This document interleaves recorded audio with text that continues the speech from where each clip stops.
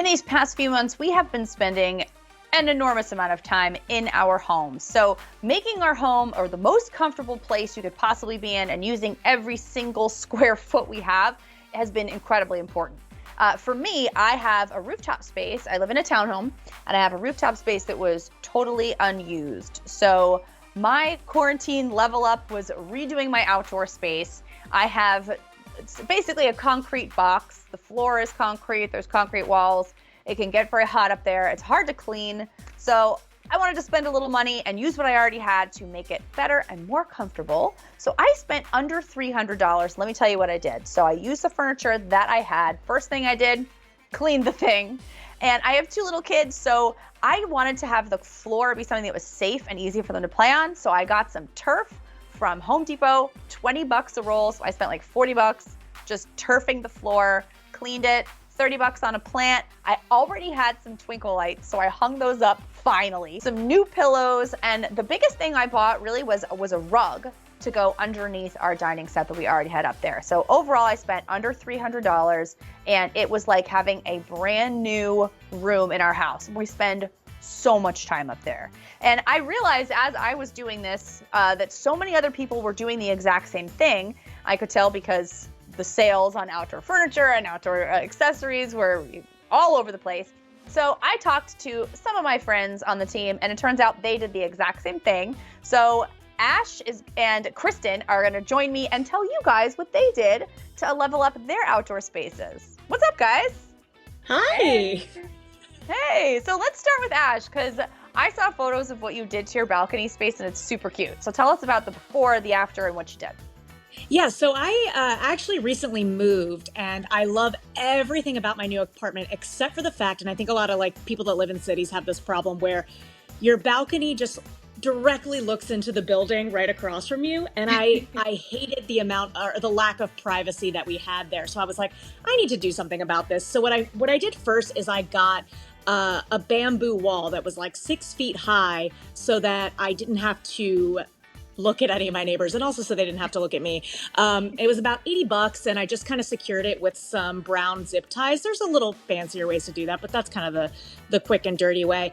And then I got those interlocking floor tiles. You can see there's some kind of dead space right there. I've actually since cut them down and filled out all that space, but those are so foolproof and so easy. I bought them on Amazon for $54.99.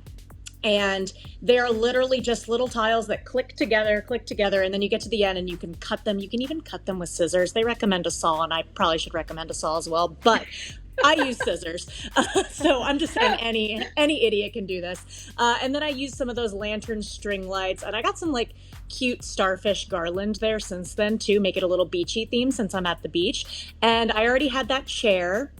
And I used just some like outdoor sticky hooks to hang up some frames and stuff. And yeah, it's my little sanctuary now. I go out there and have a drink after work, a little happy hour out there, and it's a nice little space. I'm so happy about it. Are we ever going to get you so back cute. in the office?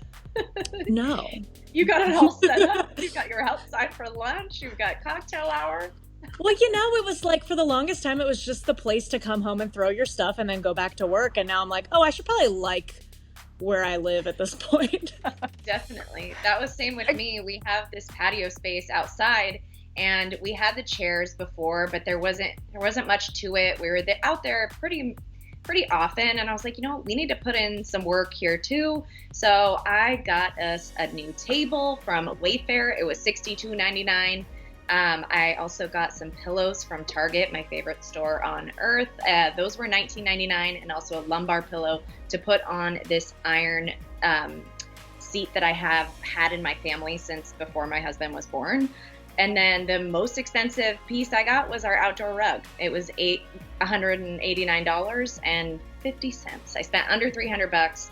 And now we're really out there all the time. We also got another table. We upgraded since this photo was taken, and we have a little table from Crate and Barrel that's roll up, and we just have our cocktails out there like you were saying, and happy hour, not every night, but close to every night. It seems the through line for everyone is the floor. When you get the floor set, it all of a sudden feels like a room. Right? Definitely. I'm gathering we all want to be outside as well. Well, thank you guys for sharing your hacks for changing your space, because every space looks so pretty and we did it very affordably. Love it. What's up, it's Kristen, and I'm here to show you how to start your very own herb garden at home with 4 little hacks. No, that's not an herb, and yes, that's my dog playing with his toy. Let's go outside.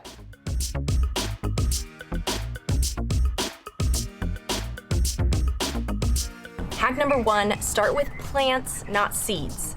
So I bought my mint from Lowe's and my basil from Trader Joe's. This way I'll be able to harvest sooner rather than later. Hello, caprese salad and mint mojito. Pots. You're gonna need pots, and you're going to want to put them in separate pots. That's hack number 2. When it comes to herbs, they all vary in the amount of sunlight that they need. My basil plant right here needs 6 hours of sun. So being in a separate pot, I can move it into the shade during the afternoon. Whereas my mint needs a full day of sun. Likes to sunbathe. Hack number 3, if you have a pot that doesn't have a hole in it, not a problem. You'll need a drill and ceramic bits, which I got on Amazon. They were pretty cheap. Like you can see right here, it's like a magic show. There's no hole in it. I'm just gonna put a little bit of water. The water will help the drill bit go through the pot, and you won't have a bunch of dust flying around. Easy peasy. Okay, so now that we have a hole, the water's gonna flow right through. You can do 2 holes depending on how much water your herb needs. Okay, so we're gonna add a sprinkle of soil into that pot. Not too much, and don't pack it down.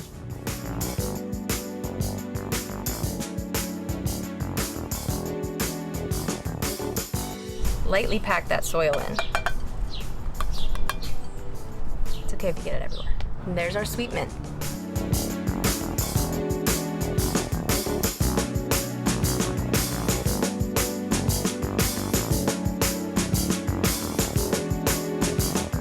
Voila!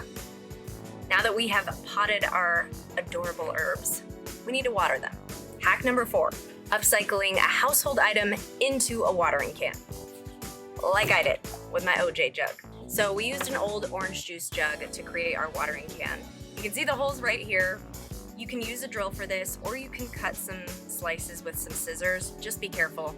But this works perfect. It was going to get recycled anyway, and now I can just lightly sprinkle water onto my herbs. No flooding here.